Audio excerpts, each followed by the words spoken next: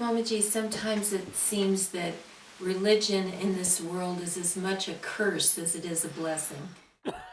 I know Swami Vivekananda used to say it's no doubt a blessing to be born into a religion, but it's a misfortune to die in one. We have to grow beyond religion.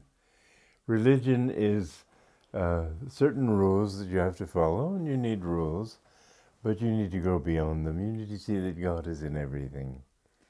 Swamiji, if we want to follow someone who we think might be able to help us to know truth, how do we decide who is a true teacher and who isn't?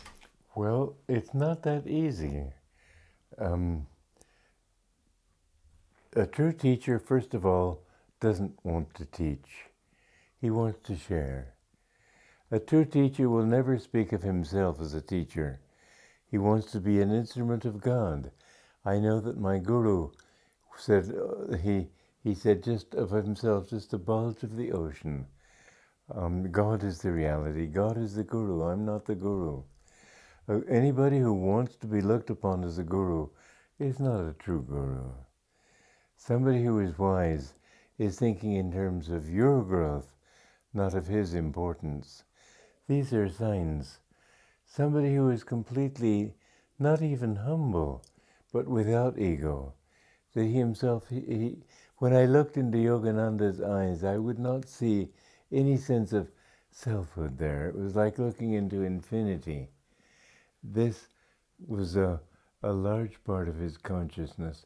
Another part of it was that there was complete kindness there. He was only thinking of you. I've often told the story of I've unfortunately didn't experience this personally, but a brother disciple of mine, Debbie Mukherjee, was with him when he was in a car in Los Angeles, and he suddenly said, "Stop the car here."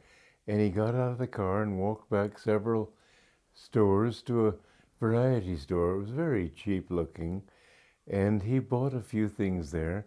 Debbie thought, what on earth is he going to do with all that junk? And he brought it to the counter, and the woman added it up. She seemed rather excited. When she told him the amount and he paid it, she burst into tears.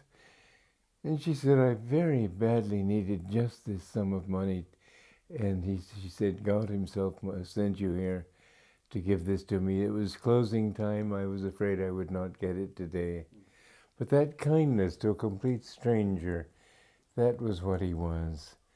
He had kindness toward everybody. One time I know there was a story he himself told about this. He was going into a hotel lobby, and a man came to him who was completely drunk. And in his drunken state, he must have recognized something. They say in vino veritas, in wine there's truth.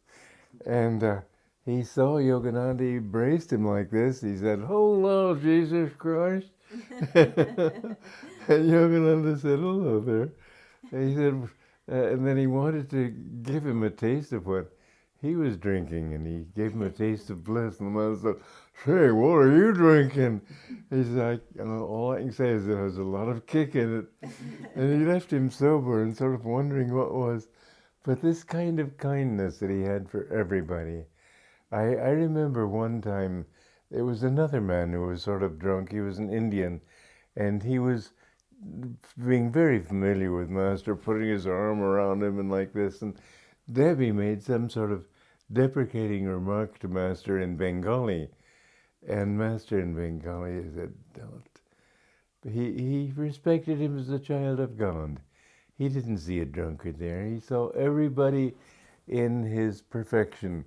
One time I remember, because I have a beard, and nobody in those days had beards, people used to think I looked like Jesus Christ. And there was a Masons. They were having an installation of officers, and they wanted me to play the part of Jesus Christ on Gethsemane. I didn't have to say anything. I just sort of heaved a great sigh over this rock. And anyway, afterwards, people said that I looked like Jesus Christ, and Master told me that, and I said, "Well, I'd rather be like him than look like him." And Master quite naturally said that will come. But he saw us all in our divine potential. And another thing there, it was a great mess that evening. Half the officers got up and walked out, and everybody got very upset with everybody. And Master said, "How did the evening go?" I said, "Well, it wasn't, he's a rather disaster, wasn't it?" I said, "Yes, Master." He said, "Don't talk about it." Why would he care? But he didn't like us to talk about negative things. Just let them go. We know this world is a mixture of sand and sugar. Let's be like the wise ant and take the sugar and leave the sand. So he knew that that's what the evening had been like, but he didn't want to talk about it. And in this way, he always tried to see the positive side of people.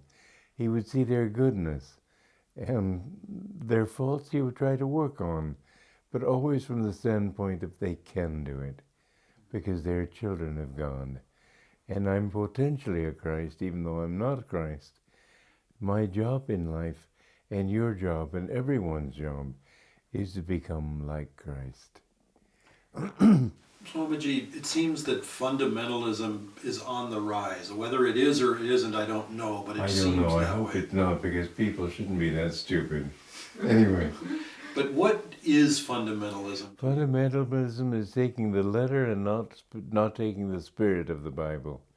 Jesus said so and so, and that's all he meant. But you have to understand the spirit of it behind it. He said, "Be ye therefore perfect, even as your Father which is in heaven is perfect." Our job is to become perfect. But the fundamentalists say only Jesus Christ, and you're sinners. That's anti-Christian. It's a dark teaching. And Master told us the greatest sin is to call yourself a sinner. We must see our divine potential. But the fundamentalists, using the Bible, tell everybody else how sinful they are. Swamiji, that "be ye therefore perfect" is a pretty challenging statement, and I don't see very many churches offering a path to that perfection. No. In fact, even in more recent translations, they say, "Be ye good as God is good." That's not enough.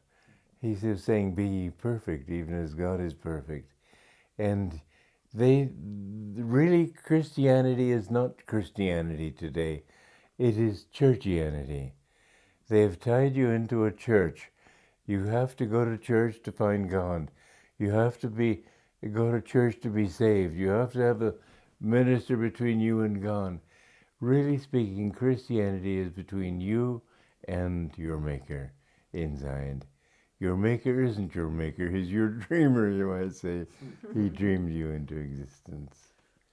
Swamiji, how would you suggest that people go about becoming perfect if they don't have the church to rely on? Only God can make you perfect. You can do your bit, and you must do your bit. This is another thing the fundamentalists say, that lest any man should boast. We can't say that but we are. We're children of God, and we're part of God. And it's a sin to say that we're away from Him.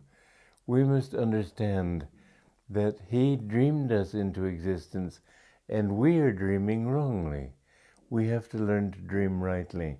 So if we can open our minds to Him, give our love to Him. Jesus' main commandment was, "Thou shalt love the Lord thy God with all thy heart, with all thy mind, with all thy soul, and with all thy strength." And strength means energy. Offer all the energy of your body up to Him. And then He said the second commandment is like unto it. Love your neighbor as yourself. In other words, don't have it just between you and God. You have to see that God is in everybody. So kindness. But this is the essence of Christianity. That, and blessed are the pure in heart, for they shall see God. How do you become pure in heart? By giving up all desires except for Him. We have to give up attachments. We have to give up desires. We have to say, "I want only God." Then He can make us pure. We don't make ourselves pure. We offer ourselves to him. He can cleanse us. Do you believe that Jesus took on the sins of the world? Well, let's look at it this way. Jesus died on the cross, okay? Did the world become better? If anything, it became worse. It was an age of gradually deepening materialism. And we see all those Christians being punished and gladiators killing each other in the circus in Rome and people gloating over it. Even the days of Jesus, they weren't gloating over that to that extent. It was about 500 AD that mankind began to rise. But in answer to that question, the answer is quite simple. The humanity did not become better. It became worse. And if it's better now, it's not because of the death of Jesus on the cross, it's because of changes in the cosmos, which is bringing a new age of greater awareness of energy. But Jesus did take on the sins of his own disciples, and they became better. So a master can take on the sins of the whole world. That's unrealistic. That's asking him to do something that you should try to do something about yourself. It's palming off onto him a job that you've got yourself. You've got to make yourself better. It's your blessings that are lacking. One time, Yogananda was saying to the same Debbie I mentioned in an earlier talk, to be more serious, not joke around so much. And Debbie said, well, I'd like to change, Master, but how can I do so without your blessings? And Master said, well, my blessings are there already. God's blessings are there. It's your blessings that are lacking. We've got to make the effort. And this is the whole thing about religion. We have to turn in the right way. So how do we do it? We have to offer every single thought up to God. Everything that you do, offer to him. This is why in India they say, even before you teach, if before you eat, offer a little libation of water onto the ground. Whatever blessing you receive, share with others. Bring a stranger to the table. Give him food that you are allowed to eat. Share with others. Share it in the name of God. And the more you live in the thought of doing things not only for God, but with God, the more you will see that his blessing is there. He comes in, like as Jesus put it, a thief in the night. You're standing at the front door and he's coming in the back door. But as you live in the right way, his bliss begins to fill you from behind. And you find that everything you do then becomes a manifestation of his love.